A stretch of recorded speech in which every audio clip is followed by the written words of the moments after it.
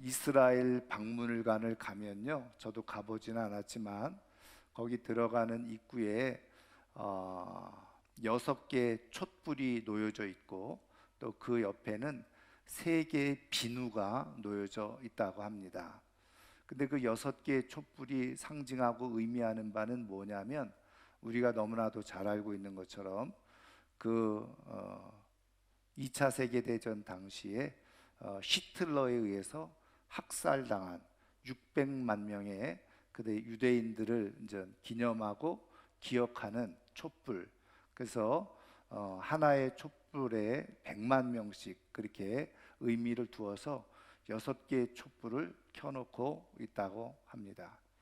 그러면 그 옆에 놓여져 있는 3개의 비누는 뭐냐?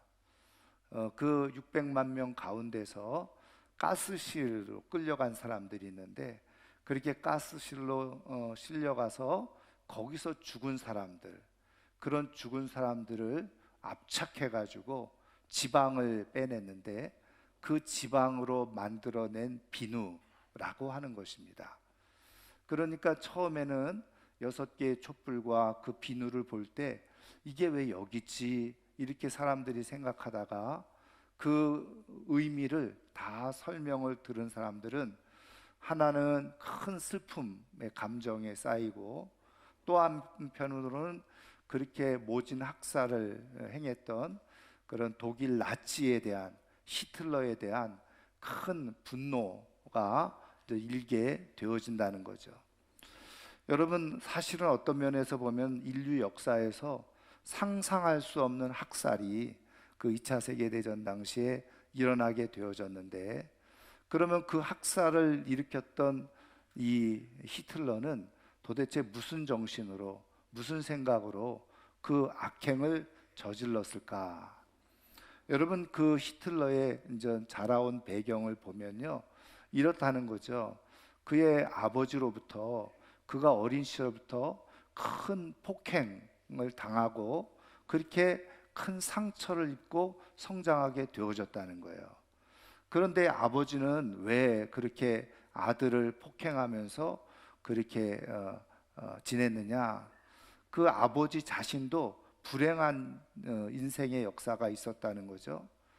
자기 어머니가 그 농장에서 일하고 있었는데, 그 농장 주인이 유대인이었는데 그 유대인 지주로부터 일종의 성폭행을 당한 거죠. 그래서 자기가 태어나게 된 겁니다. 그러니까 유대인의 사생아로 그렇게 성장하게 된 거죠. 그러면서 이 아버지의 마음속에 당연히 유대인들에 대한 큰 적개심과 분노가 있었다는 거죠. 그러면서 자기도 결혼을 해서 자녀를 낳았는데, 이 히틀러에게 그 모든 분노의 감정을 쏟아내면서, 그러면서 똑같이 유대인들에 대한 적개심을 가지고 아들을 그렇게 폭행하는 그런 일이 일어나게 되어졌다는 거예요. 그러니까 히틀러 입장에서는 사실은 자기와 전혀 무관한 유대인들이지만, 아버지가 자기를 폭행할 때마다 유대인들에 대한 분노를 쏟아넣으니까 지금 자기가 아버지로부터 이렇게 폭행을 당하는 이유는 유대인들 때문이다. 그래서 자라면서 유대인들에 대한 깊은 증오심이 그 안에 자라나게 되어졌다는 거죠.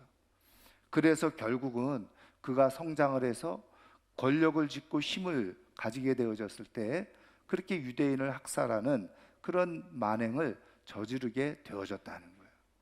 한마디로 말하면 그 히틀러의 인생, 아버지의 인생 속에 깊이 드리워진 어둠의 상처가, 그 상처로 인해서 그들의 삶을 어둡게 만들고 불행하게 만드는 그런 일이 일어나게 되어졌다는 거죠. 여러분, 그런 의미에서 이제 모든 심리학자들이 다 이야기하는 것 중에 하나는, 사람들이 이 받았던 삶을 어린 시절부터 쭉 자라나는 과정 속에서 누군가로부터 이 받았던 상처, 그 상처가 제대로 해결되어지지 않으면, 해소되지 않으면 인생은 그 상처로 인해서 불행을 겪고 깊은 어둠 속에서 살아갈 수 있을 가능성이 굉장히 많다는 거죠. 여러분, 그렇다고 한다면 한번 우리가 생각해 볼 때, 뭐 저 자신이나 여기에 계시는 모든 분들이 뭐 어린이든 어른이든 그럼 한번 돌이켜 지나간 시간들을 생각해 보면 여러분 상처 안 받고 이제까지 살아온 사람이 있을까요? 또 앞으로도 마찬가지예요. 상처 받지 않고 살아갈 수 있는 사람이 있을까요? 여러분 이 세상에는 그런 사람이 한 사람도 존재하지 않아요. 아무리 좋은 부모님 밑에 있다고 할지라도, 좋은 선생님을 만난다고 할지라도 여러분 그 가운데는 뭐 여러 가지 이유 때문에 크고 작은 상처가 또 있게 되어져 있다는 거예요. 그뿐입니까? 친구들 사이에서도 그렇죠. 또 다른 동료들 사이에서도 그렇겠죠. 뭐 선후배 사이에서도 그렇겠죠. 그러니까 어떤 면에서 보면 우리의 인생은 상처 속에 살아가는 인생이다, 그렇게 말해도 틀리지 않아요. 상처 주지 않고 받지 않고 살아가는 인생은 한 사람도 없다는 거예요. 그러면 여러분 이상하잖아요.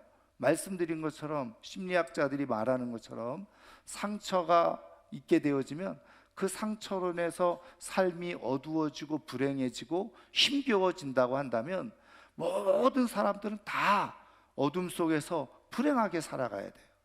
근데 여러분 우리 주변에 보면 그렇지 않은 사람들도 있는 것을 발견하게 되어지죠. 여러분 왜 그럴까요? 그러면 그 사람들은 상처가 없었기 때문에 그랬을까요? 그렇지 않죠.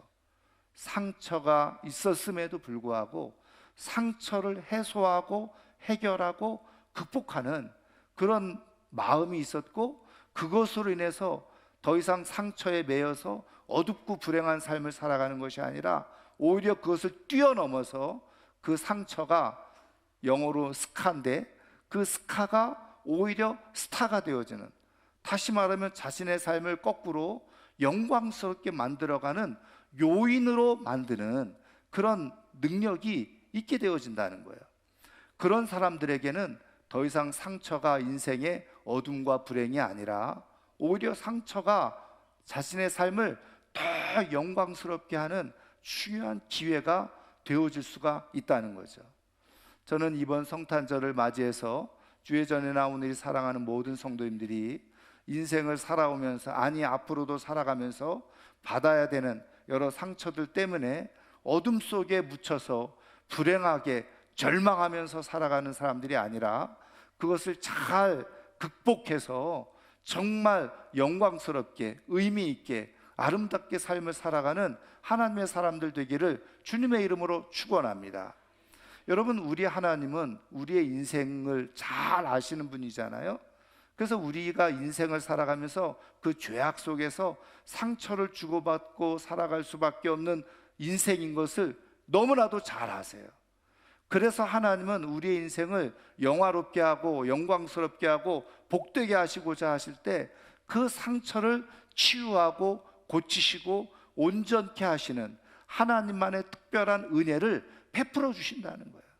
저는 이 성탄절에 그 하나님의 특별한 은혜를 힘입어서 우리가 사람들에게 받았던 모든 상처들이 다 치유되어지고 회복되어져서 정말 하나님께서 계획해 놓으시는 아름답고 영광스러운 삶으로 살아가기를 주님의 이름으로 축원합니다.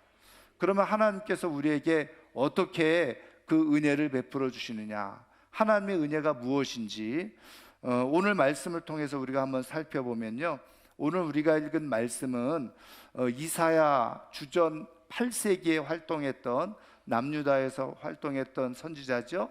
이제 이사야 선지자가 지금 예언을 해주고 있는 말씀인데, 오늘 말씀의 내용을 보면요, 고통받던 자들에게 흑암이 없어질 것이다. 그러면서 그곳이 어디냐, 스볼론과 납달리 땅이 멸시를 당했지만 이제는 그 땅이 바로 하나님의 영광을 보게 될 것이다, 이렇게 예언을 해주고 있는 그런 말씀이에요. 여러분 여기서 이 스불론과 납달리 땅은요, 여러분 성경 지도를 보시면 12지파가 땅을 분할할 때 갈릴리 주변에 어떻게 보면 가장 북쪽에 위치해 있었던 지파가 스불론과 납달리 땅입니다. 갈릴리 주변에요. 그러다 보니까는요, 여기에서 어떤 일이 일어납니까? 바로 북쪽에서 군대가 쳐들어오게 되어지면 어떻게 보면 제일 먼저 피해를 입고 고통을 당하는 그곳이 바로 스불론과 납달리 땅이었거든요. 근데 이제 이사야 선지자가 이 말씀을 예언할 때가 언제냐? 말씀드린 것처럼 주전 700여 년 전인데, 예수님이 오시기 전 700여 년 전인데, 이때 그 북쪽의 아수르가 강대국이 되어져서요, 이제는 이 북쪽 이스라엘을 공격해 오게 되어지죠. 그때가 주전 734년에서 732년경이에요. 그래서 이 스불론과 납달리 땅이 그대로 그냥 완전히 황폐화되어지고 거기에 많은 사람들이 포로로 끌려가게 되어지죠. 그리고 북쪽 이스라엘은 주전 722년 그 아수르가 공격해 온 지 10년 만에 완전히 멸망당하는 이제 그런 일이 일어나게 되어지는 거예요. 그러니까는 이사야 선지자가 남쪽 유다에서 북쪽 이스라엘이 아수르에 의해서 그렇게 멸망당하는 과정 속에서 제일 먼저 이 스불론과 납달리 땅이 그렇게 모욕을 당하고 멸시를 당하는 것을 다 보았던 거죠. 그래서 모든 백성들이 깊은 흑암 가운데 놓여져 있게 되어진 거예요. 그런데 이때 이 이사야 선지자는 하나님의 계시를 통해서 예언하기를, 지금 저 땅이 저렇게 멸시를 당하고 부끄러움을 당하고 그런 깊은 흑암의 상처 속에 있게 되어지지만, 그러나 하나님께서 곧 저 땅을 다시 영화로운 땅으로 바꾸어 주실 것이다, 그것을 예언해 주고 있는 겁니다. 여러분, 우리 하나님은 우리의 인생 가운데 때로는 상처로 인해서 마음이 어두워질 때, 우울해질 때, 삶에 별로 기대가 없이 소망 없이 살아갈 때 우리의 인생을 얼마든지 바꾸실 수 있는 분이 바로 우리 하나님이십니다. 그런 하나님이 오늘도 우리 가운데 역사하고 계시는 줄 믿습니다. 그러면 어떻게 그 땅이 그렇게 바뀌어지냐는 거예요. 읽지는 않았지만 그 다음에 2절을 보시면 2절에 이렇게 되어져 있어요. 흑암에 행하던 백성이 큰 빛을 보고 사망의 그늘진 땅에 거주하던 자에게 빛이 비치도다. 그러니까 흑암 중에 있던 백성들, 이거를 우리가 상징적으로 비유적으로 우리가 받아들이면, 의미적으로 받아들이면, 지금 이 스불론과 납달리 땅은 말씀드린 것처럼 멸시와 모욕을 당하는 불행한 땅을 얘기하죠. 인생을 살아가면서 수없이 사람들에게 짓밟히면서 상처를 받은 인생이라고 해도 틀리지 않아요. 그런데 그런 인생이, 흑암에 있던 백성들이 큰 빛을 보게 되어지고 또 사망의 그늘진 땅, 똑같은 의미예요. 그래서 삶에 별로 기대가 없이 그냥 죽고 싶다 이렇게 생각하면서 살아가던 사람들이, 그 사람들에게 빛이 비춰진다는 거예요. 근데 그 빛이 비춰지게 되어질 때 그 땅이 회복이 일어나고 상처가 아물어지고 그 상처를 뛰어넘어서 영화로운 삶으로 변화되어지는 역사가 일어나게 되어진다는 거예요. 여러분, 그렇다고 한다면 이 빛이 누굴까요? 우리 너무나도 잘 알고 있죠. 여러분, 이 말씀을요 그대로 인용을 해주고 있는 곳이 어디냐면 마태복음 4장 12절 이하에 이 말씀을 그대로 인용을 해주고 있어요. 어떤 상황에서 인용을 해주고 있느냐면, 예수님께서 나사렛에서 30년 동안 사셨잖아요. 그리고 이제 하나님의 부르심을 받아서 공적인 생애를 위해서 그 나사렛을 떠나서 가버나움으로 이사하셨다는 거예요. 그런데 가버나움으로 이사하셨는데 그 가버나움 땅이 어떤 땅이냐? 말씀드린 것처럼 스불론과 납달리 땅. 그래서 예수님이 그곳으로 이주함으로 말미암아서 그 땅이 빛을 받게 되어졌다는 거죠. 그러면서 마태는 이 이사야서 9장 1절 2절 말씀을 그대로 인용하면서 예수님께서 왜 나사렛에서 가버나움으로 이주하셨느냐, 이 말씀을 성취하기 위해서 이사하셨다는 거예요. 그래서 그 스불론 땅과 납달리 땅에 빛 대신 예수님께서 가심으로 말미암아서 그 땅을 완전히 영화롭게 하시기 위해서 예수님께서 이사하시고 움직이셨다는 거예요. 여러분, 그렇다고 한다면 예수님이 우리 가운데 오시게 되어지면, 여러분, 우리의 삶이 어둠 속에 있던 삶, 상처 속에 있던 삶들이 완전히 회복되어지고 영화롭게 되어지는 역사가 있게 된다는 거거든요. 여러분, 예수님을 통해서 우리의 인생이 이렇게 바뀌어진 역사가 있음을 믿으시기를 주님의 이름으로 축원합니다. 여러분, 그래서 이 성탄절이 우리에게 왜 의미가 있느냐? 말씀 그대로 우리가 흑암 속에, 어둠 속에 상처를 해결하지 못하고 극복하지 못하고 늘 절망 속에 살아갈 수밖에 없는 인생, 그래서 끊임없는 분노 속에서 이렇게 살아갈 수밖에 없는 인생인데, 그 인생을 완전히 바꿔놓으시기 위해서 예수님께서 이 땅에 오셨다는 거예요. 하나님께서 그걸 계획해 놓으시고 그것을 이루시고 시행하신 것이 바로 성탄이라는 거예요. 그런 의미에서 성탄절은 우리에게 큰 기쁨의 시간인 거죠. 감격의 시간인 거죠. 그런 의미에서 성탄절의 의미를 잘 깨닫는 사람, 아, 내가 상처난 인생을 바꾸어서 영광스럽고 영화롭게 하시기 위해서 하나님께서 예수님을 이 땅에 빛으로 보내셨구나, 그것을 깨닫고 아는 사람들은요, 그 빛 대신 예수님으로 인해서 상처를 뛰어넘어서 아름다운 삶으로 살아가는 역사가 일어나게 되는 줄 믿습니다. 여러분, 그런 의미에서 성탄은 우리에게 복된 날인 거죠. 자, 그런데 여기에 고민이 없는 건 아니에요. 그러면 정말 우리가 예수님을 우리가 믿게 되어졌을 때, 예수님이 그렇게 이 땅에 오셨는데, 그러면 이 땅이 정말 그렇게 바뀌어졌느냐는 거예요. 바뀌어지지 않죠. 또 하나 또 중요한 것은 뭐냐면, 이거를 우리 개인에게 그대로 적용하면, 그러면 나는 정말 이 예수님을 믿음으로 말미암아서 내가 상처를 뛰어넘어서 정말 내 삶을 의미 있게, 보람 있게, 아름답게, 긍정적으로 삶은 희망 있게 살아가고 있느냐는 거죠.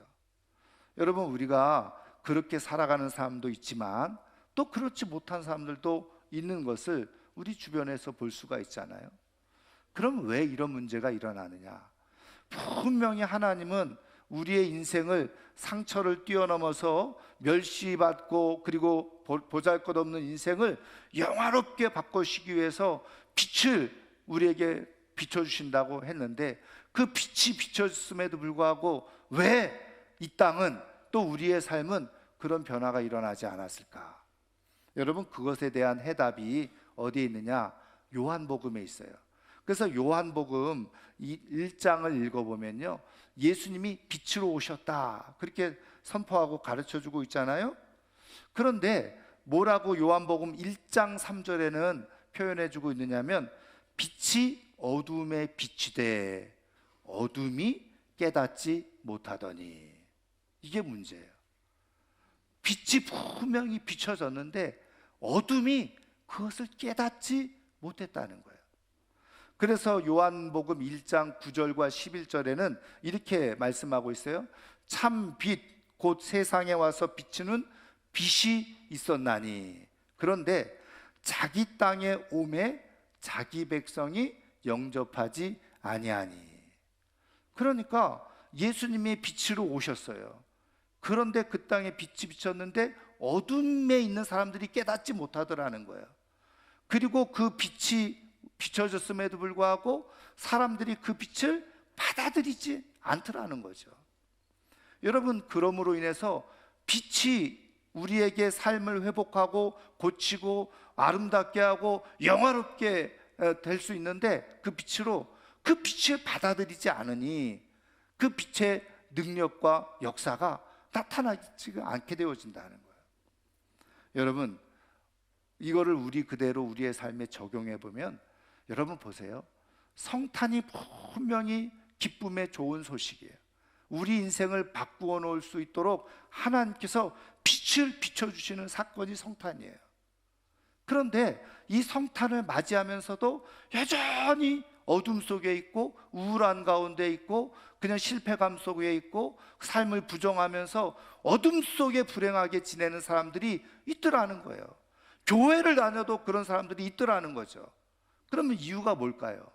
오늘 요한복음 말씀대로 한다면 빛이 비추지만 어둠이 깨닫지 못하는 거예요. 그리고 그것을 영접하지 않는 거예요. 받아들이지 않는 거예요. 빛을 받아들이지 않는 거예요. 그러니까 아무리 성탄이 축복이고 영광이고 평화고 우리의 삶을 회복하고 영화롭게 한다고 하더라도 그런 사람들에게는 성탄은 아무 의미가 없는 것이에요. 여러분, 오늘 이 성탄에 정말 성탄에 감격이 있습니까? 감사가 있고 감동이 있습니까? 그런 사람들은 빛 대신 예수님으로 인해서 생각이 바뀌어지고 마음이 바뀌어지고 삶을 긍정하게 된 사람들은요, 성탄에 기쁨이 있어요. 그런데 똑같이 성탄절을 맞이해도요, 깨닫지 못하는 사람들은요, 성탄이 도대체 뭐야? 그리고서 그냥 공휴일이구나, 아니면 세상 사람들처럼 내가 하고 싶은 쾌락을 즐기는 그런 날 정도로 밖에는 생각하지 않아요. 그러니까 성탄을 기념할 일도 없고 기억할 일도 없고 거기에 감사할 일도 없게 되어지는 거죠. 왜요? 깨닫지 못하고 있으니. 그 빛으로 말미암아서 내 인생의 변화를 경험하지 못했기 때문에 그렇다는 거예요. 그러면 말씀드린 것처럼 이 빛을 깨닫는 것, 그리고 그 빛을 영접한다는 것은 어떤 의미가 있느냐? 여러분, 그것을 잘 설명해 준 사람이 누구냐? 사도 바울입니다. 사도 바울이 로마서 10장에서 이렇게 말씀해 주고 있는데, 자, 우리 로마서 10장을 그래도 한번 펴보도록 하겠습니다. 제가 성경 구절을 바로 말씀드려도 되지만, 자, 로마서 10장 9절 10절 말씀, 어느 분들은 다 벌써 암송하고 있는 분들도 있을 텐데요. 자, 로마서 10장 9절 10절입니다. 신약성경 253페이지인데요. 다 찾으셨죠? 한번 다 같이 한번 10장 9절과 10절을 읽겠습니다. 내가 만일 내 입으로 예수를 주로 시인하며 또 하나님께서 그를 죽은 자 가운데서 살리신 것을 내 마음에 믿으면 구원을 받으리라. 사람이 마음으로 믿어 의에 이르고 입으로 시인하여 구원에 이르느니라. 아멘. 여기서 이 구원이라고 하는 것은 예수님을 통해서 완전히 바뀌어지는 인생을 의미한다고 할 수 있잖아요. 근데 그 구원이 어떻게 이루어진다는 거예요? 두 가지가 이루어져야 된다는 거죠. 하나는 마음으로 믿는 거예요. 근데 여러분, 이 마음으로 믿는다는 것, 물론 이것도 쉽지 않아요. 다시 말하면 내가 진짜 믿고 있는 건지 아닌지 이게 구분할 수가 없어요. 다른 사람들도 구분을 못해요. 나도 구분을 못해요. 그런데 두 번째 조건이 뭐예요? 내 입으로 예수를 주로 시인하면, 이거예요. 그래서 마음으로 믿고 입으로 시인할 때 이 구원의 역사, 다시 말하면 빛으로 오신 예수님께서 내 삶을 바꾸시는 역사가 일어나게 된다는 거예요. 근데 말씀드린 것처럼 마음으로 믿는 거는 나도 모르고 주변도 몰라. 여러분, 내가 마음으로 믿는다, 이게 어떻게 표시가 나요? 그런데 한 가지 표시할 수 있는 건 뭐예요? 입으로 시인하는 거예요. 그러면 지금 이 말씀대로 본다면 빛으로 오신 예수님을 내가 입으로 시인하는 거예요. 마음으로 믿는데 그것을 입으로 계속 시인하는 거예요. 그게 중요하다는 거예요. 그러면 입으로 시인한다는 것은 어떤 의미가 있겠습니까? 하나님이 내 인생의 상처를 치유하고 고치시기 위해서 예수님을 빛으로 보내셨습니다. 나는 빛 대신 예수님을 믿습니다. 그 빛 대신 예수님으로 인해서 나는 내 인생의 상처가 치유되어지고 바뀌어지고 하나님이 약속해 주시는 영원한 삶으로 살게 될 줄 믿습니다. 그것을 입으로 매일 반복해서 시인하고 선포하는 걸 말하는 거예요. 여러분, 그렇게 되어지면 어떤 일이 일어나느냐? 내가 매일 아침에 일어나면서 내가 하나님, 오늘 하루의 삶 속에서 사람들에게 또 여러 상황 속에서 받는 상처들을 하나님이 고치시고 치유하시고 회복시켜 주시고 그 빛을 비춰주셔서 그런 내가 상처를 넘어서는 삶을 살게 될 줄 믿습니다. 여러분, 그렇게 때로는 순간적으로 그런 상황들이 몰려올 때 빛 대신 예수님으로 해서 나는 이 상처를 넘어설 수 있게 될 줄 믿습니다. 그렇게 여러분, 입술로 소리를 내서 고백하고 선포해 보라는 거예요. 그러면 어떻게 되느냐? 진짜 구원의 역사가 일어나는데, 내 안에 있었던 깊은 상처로 인해서 우울했던 마음, 부정적이었던 마음, 어둠에 갇혔던 생각들, 내가 입으로 예수님, 빛 대신 예수님이 내 안에 오셔서 내 생각과 마음을 바꿔주실 줄 믿습니다 라고 자꾸 믿음으로 선언하고 선포하고 고백하면 내 속에 있는 어둠이 사라지게 된다.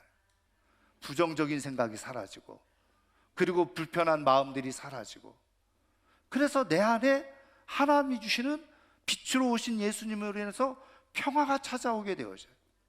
여러분, 그렇게 되어지면 어떻게 될까요?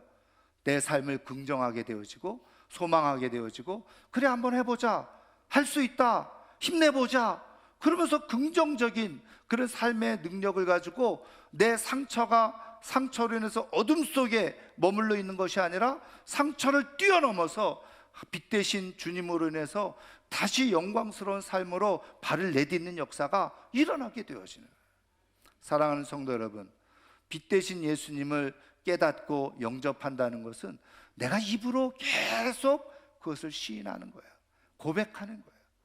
여러분, 저는 이번 성탄절 이후에 우리 사랑하는 성도님들의 삶이 빛으로 오신 예수님, 내 인생을 바꾸시기 위해서, 영화롭게 하시기 위해서 빛으로 오신 예수님, 그 빛 되신 예수님을 보내주신 하나님의 은혜와 사랑을 깨닫고 매일매일 입으로 시인하고 고백하고 선포함으로 말미암아서 우리의 인생을 짓누르고 있는 어둠과 흑암, 그리고 모멸, 멸시 떠나가고 우리 주님이 주시는 평안 가운데 또 주님이 주시는 새로운 힘을 갖고 소망으로 살아갈 수 있는 하나님의 사람들 되기를 주님의 이름으로 축원합니다. 그래서 정말 빛으로 오신 예수님을 믿으니 저 인생이 달라졌구나, 빛으로 오신 예수님으로 인해서 저 흑암에 있던 인생이 영화롭게 되어졌구나, 주변 사람들로부터, 가족들로부터 그렇게 인정되어지기를 주님의 이름으로 축원합니다. 여러분, 성탄은 우리가 빛으로 오신 예수님을 제대로 모셔드릴 때 성탄의 기쁨이 있는 거예요. 성탄의 영광이 있는 거예요. 저는 이번 성탄절에 빛으로 오신 예수님을 다시 선언하고 고백하고 시인하고 시간 하나님께서 주시는 말씀으로 선포하는 가운데 진짜 성탄의 감격과 감동으로 우리에게 주어진 인생을 아름답게 살아갈 수 있기를 주님의 이름으로 축원합니다. 이제 말씀을 마치겠는데요, 여러분 18세기 세계 음악을 주름잡던 많은 사람들이 있었는데 그 가운데 바흐라고 알죠? 바하라고도 하는데 이 사람은 음악의 아버지라고 불려졌어요. 그런데 동시대에 또 음악의 어머니라고 불려지는 사람이 있었어요. 누구냐? 음악의 어머니, 그러니까 여자라고 생각하기 쉬운데 우리가 너무나도 잘 아는 핸델입니다. 여러분, 핸델 하면 제일 먼저 떠오르는 곡이 뭐예요?